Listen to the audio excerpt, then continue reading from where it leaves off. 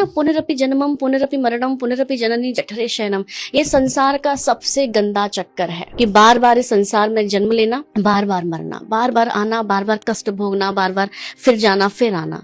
तो हमें सबको एक ऐसा प्रयास करना है कि इतना भजन करें, इतना साधना करें कि सीधा हमें मोक्ष की प्राप्ति हो जाए। मोक्ष का सीधा सा अर्थ मैं आपको बताऊं, मोह का क्षय हो जाना, ये मोक्ष है। कि हमारे जीवन से समस्त प्रकार के जो सांसारिक मोह हैं उनका नाश हो जाए, और ये जो मोह हम संसार में कर रहे हैं, यही मोह हमें मोहन से हो जाए, तो सीधा मोक्ष के द्वार यहीं के यहीं खुल सकते हैं। मोक्ष प्राप्त करने के लिए आपको मरने की आवश्यकता नहीं है। मरने के बाद ही मोक्ष नहीं मिलता है, आप जीवित अवस्था में भी मोक्ष प्राप्त कर सकते हैं। अपने मोह का नाश कर दीजिए, अपनी व्याधियों का नाश कर दीजिए, संसार में बैठे बैठे मोक्ष की प्राप्ति हो जाएगी। और जैसे एक बार मोक्ष की प्राप्ति हो जाए, फिर वो लौटकर संसार में नहीं आता, क्योंकि आप जानते हैं शास्त्रों में वर्णन आता है कि गर्भावासम समम दुखम न भूतो न भविष्यति। माँ के गर्भ में इतना कष्ट मिलता है बच्चे को, इतनी तकलीफ मिलती है कि वो तकलीफ ना तो आपको कभी मिली होगी, ना ही कभी मिलेगी, इतना कष्ट होता है। इसलिए संत जन प्रार्थना करते हैं कि हमें कभी प्रभु किसी के गर्भ में वास ना करना पड़े। 9 महीने जब बच्चा गर्भ में होता है, पल पल तड़पता है, रोता है, प्रार्थना करता है,